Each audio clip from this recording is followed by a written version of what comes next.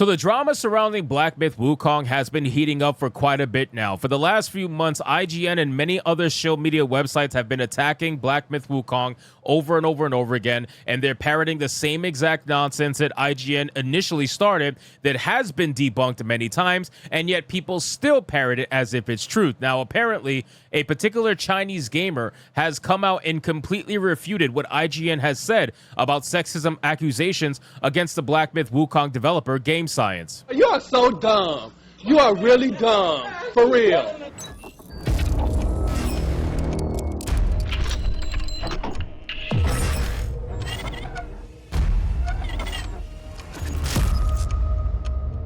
Now, again, ladies and gentlemen, this should be nothing new because so many people have already debunked what IGN has said regarding the accusations.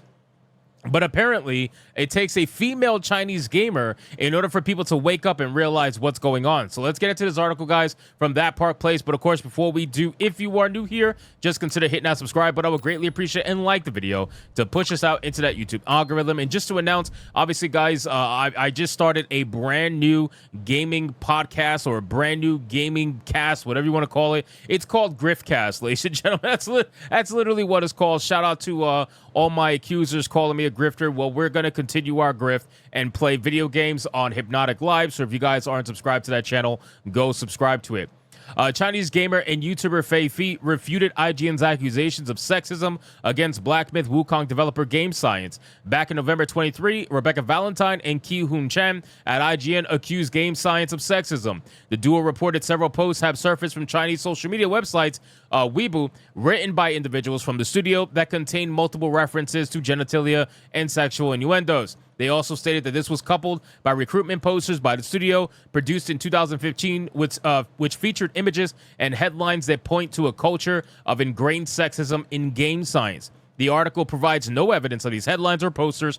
However, it does give descriptions. In one poster, a risque illustration that resembles the artwork of Austrian artist Egon Schiele is accompanied by a header that says mandatory self-pleasure. In another poster that featured the rear view of a woman, the ad reads, "Don't screw your colleagues." In the same ad, friends with benefits were also implied as an office perk.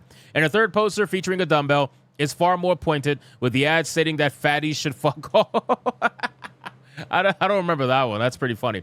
So again, Fei Fi is completely and utterly destroying this entire narrative. And shout out to Smash JT being one of the first people to report on this. He is doing fantastic work. This is why we added him to Saturday Night Hypnosis. The man is doing great work against this nonsense.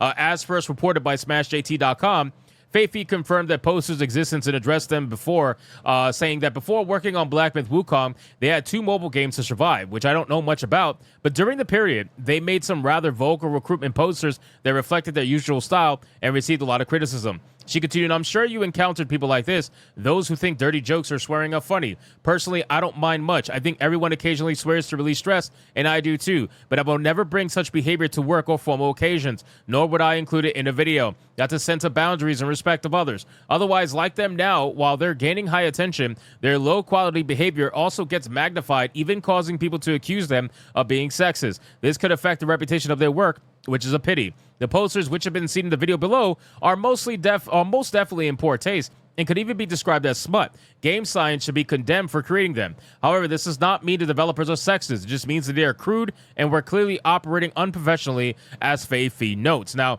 this particular video, it's a pretty decently long video. I can't react to all of it, but just know that she does a fantastic job from what I understand and what I'm reading from Smash JT and from Park Place. I'm also going to react to it on Hypnocast, so I'll be able to get a full extent over the video. But she does a good job not only just basically debunking all the nonsense that IGN has been saying, while also essentially condemning or not advocating for the behavior of the developers. You know what I mean? Like, they could be, like the article says, crude. They can be forward, but they don't have to be sexist. It doesn't mean they hate women. You know what I mean? Like, the Western people like to take it to such extremes every single time because extremes is where they live in their narrative, right? If they're not in extremes, then they don't have a narrative.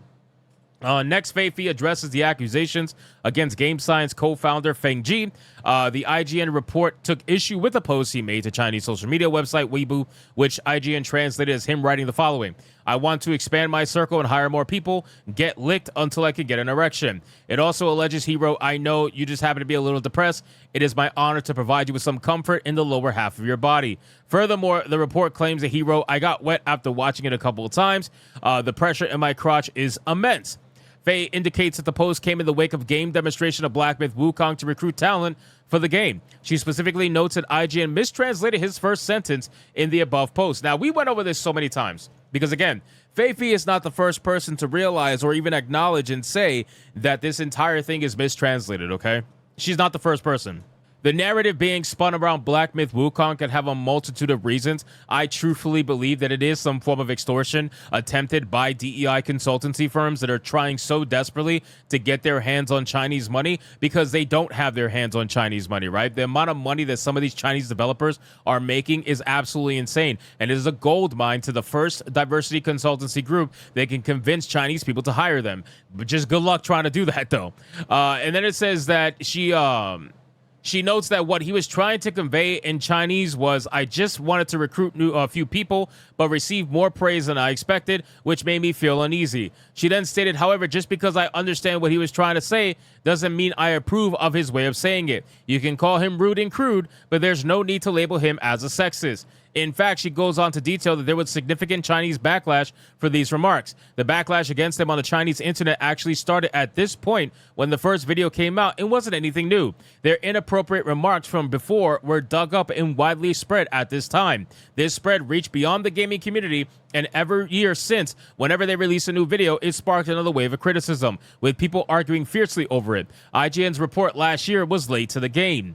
Fifi's comments regarding Feng Ji's post being mistranslated or at the very least misinterpreted to paint him in a negative light corroborate a previous clip from Asmongold clips, which noted that Feng Ji's comment is used idiom in the Chinese language as a colloquial expression used humorously or sarcastically to describe a situation where excessive flattery or sycophancy has an overwhelming and paralyzing effect on someone. The use of such metaphors can be found in informal speech on social media. So I think this is where I first saw it with Asmongold, because I remember watching this video of him reacting to the nonsense that Rebecca Valentine has been doing, and people talked about the mistranslations, and I believe it was this video. So yeah, shout out to Asmongold making a video a while ago about this stuff. But ultimately, they're not really caring about whether or not they mistranslate, right? These are the people who say that they don't care how they represent you, right? You're not the one that tells them how to represent you. You know what I mean? This is the kind of journalism that we're dealing with here. All they want to do is paint a narrative about a certain group that they may ideologically disagree with to some extent. And in this scenario, they disagree with someone who is a little more crude. Yes, this person is crude. He might even be rude. But to call him a sexist, to call him a misogynist, to call him somebody who openly hates women with a passion, I think that's ridiculous, and we've always called it out as such. So anyway, guys, thank you so much for watching this video. Hope you did enjoy it. If you did, consider leaving me a subscribe. I would greatly appreciate it. Don't forget to like the video, comment, let me know what you thought, and I'll see you guys on the next one. Hypnotic out.